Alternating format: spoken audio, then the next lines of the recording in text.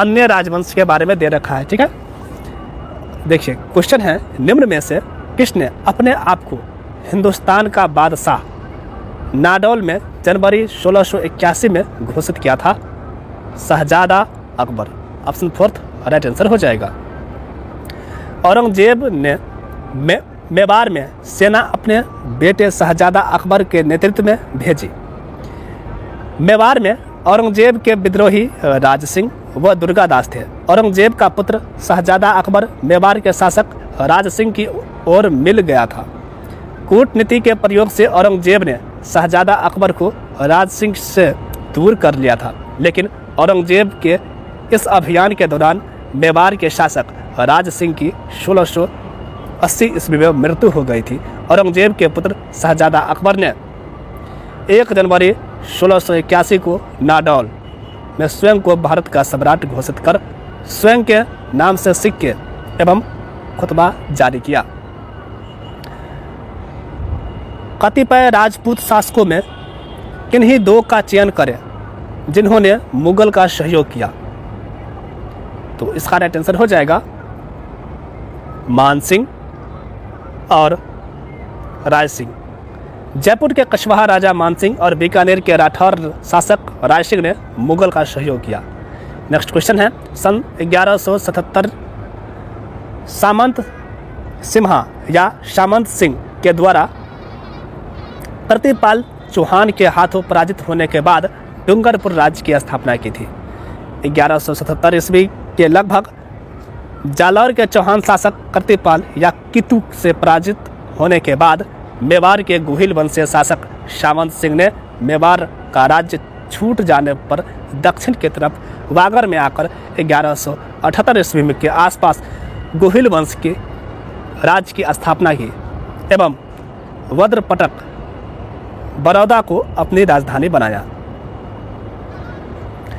राजा बहादुर सिंह शेखावत कहाँ के राजा थे? खंडेला के।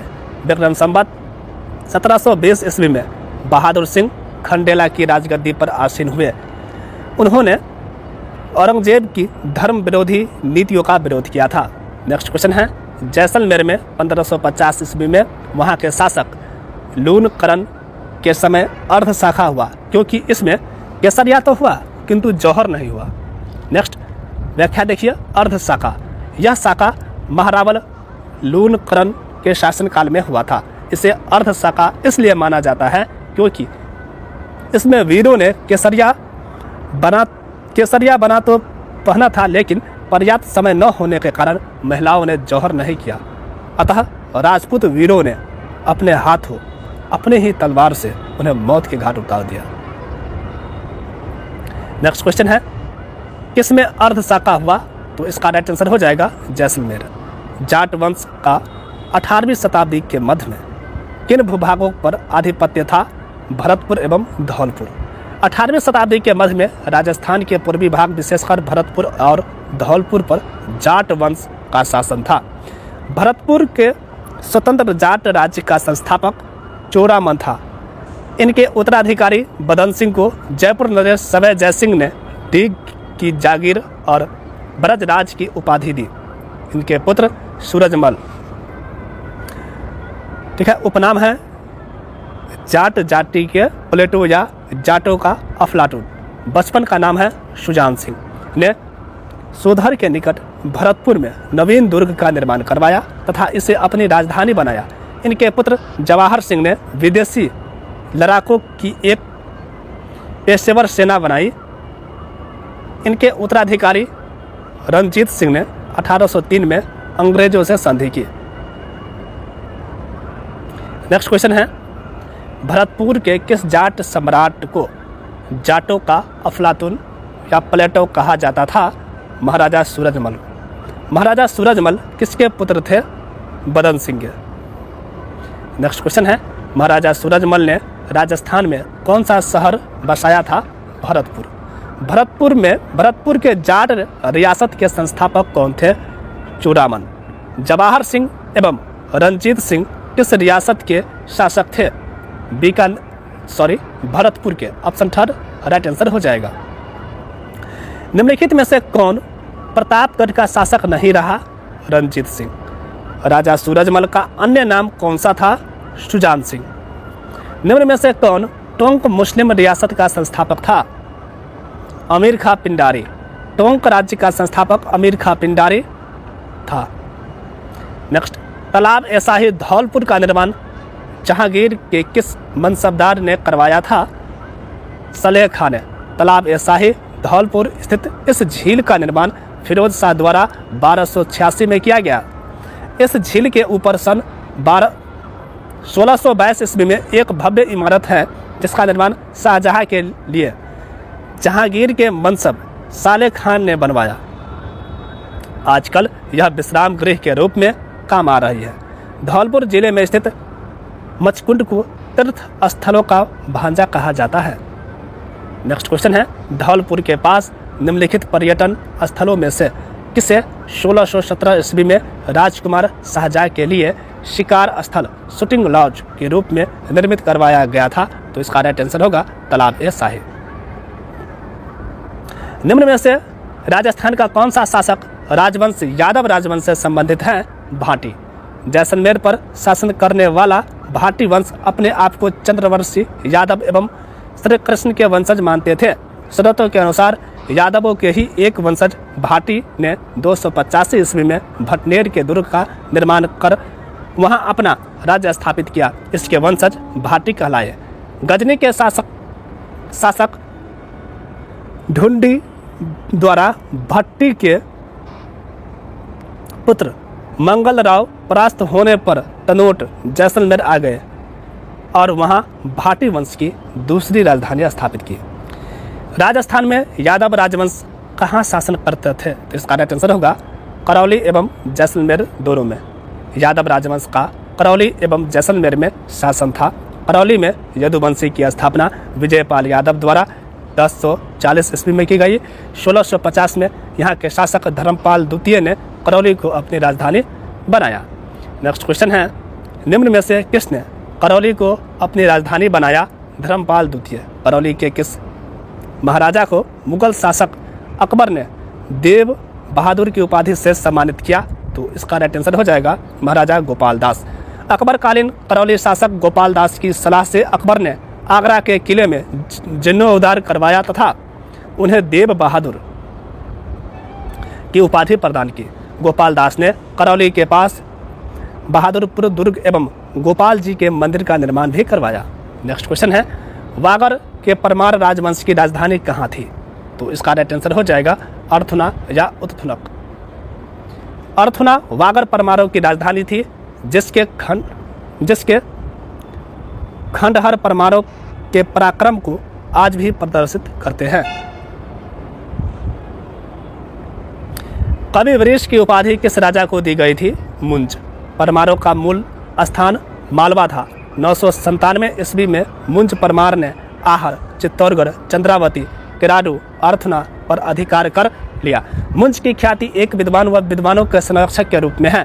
मालवा के प्रतापी शासक मुंज ने कवि वरीश, उत्पलराज, अमोघ वर्ष, पृथ्वी वल्लभ, श्री वल्लभ एवं वाकपति राज की उपाधि धारण की। राजस्थान के किस राजा को वाकपति की उपाधि से सम्मानित किया गया था? तो इसका राइट आंसर हो जाएगा मुंज।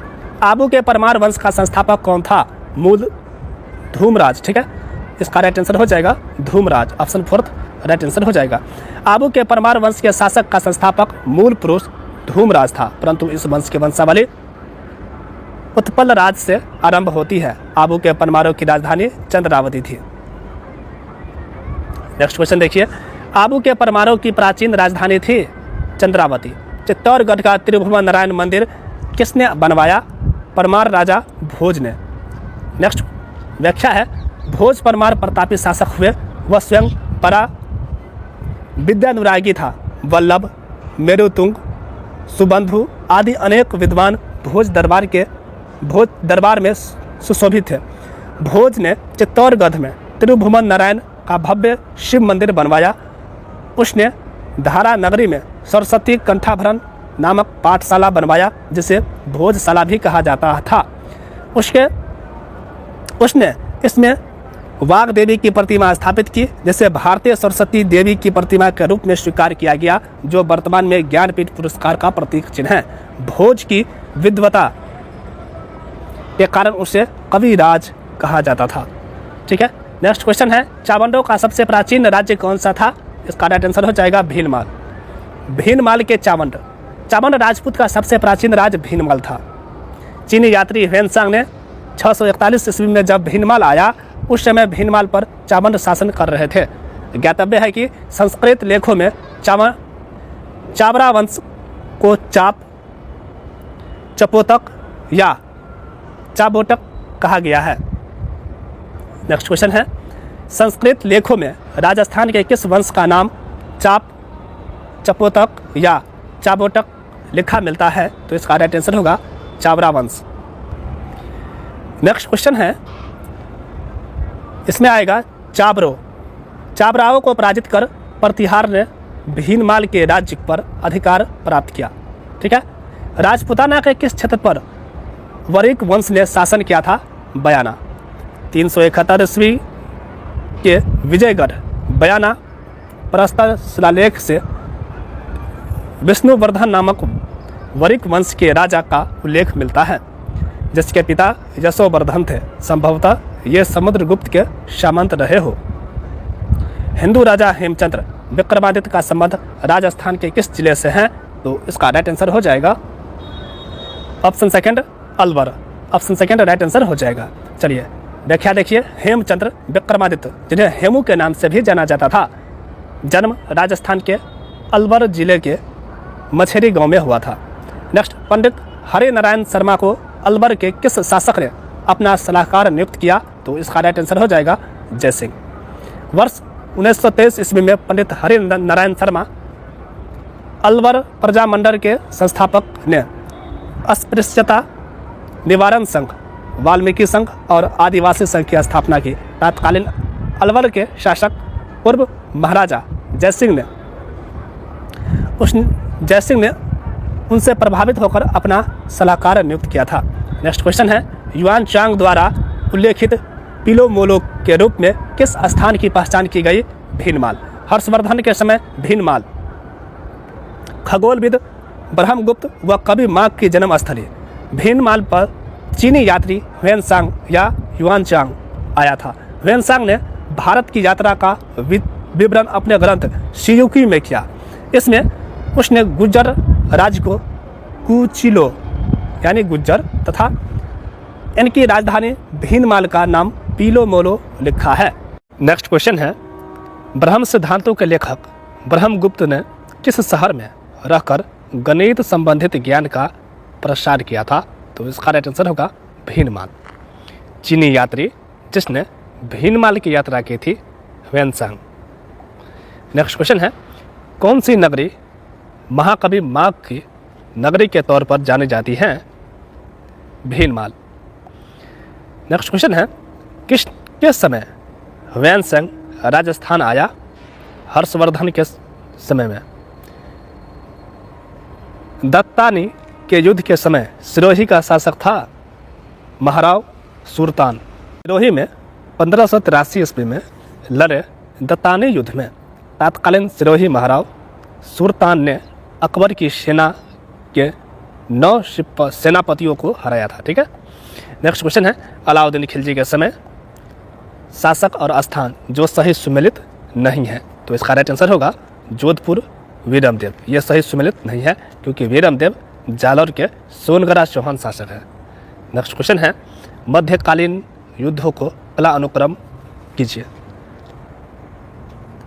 कला क्रमानुसार जो है बताना है। तो देखिए इसका राइट आंसर हो जाएगा ऑप्शन फोर्थ। सबसे पहले देवराय, फिर शामुगढ़, नेक्स्ट धर्मत और शामेल।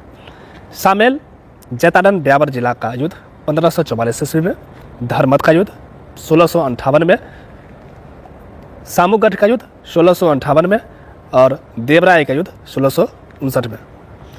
नेक्स्ट क्वेश्चन है, युद्ध वर्ष सही सुमेलित नहीं है। शामेल का युद्ध 1562, ये सही सुमेलित नहीं है। ठीक है, देखिए शामेल का युद्ध कब होना चाहिए? 1544 में। यहाँ पे दे रखा है 1562। ये सही सुमेलित नहीं है।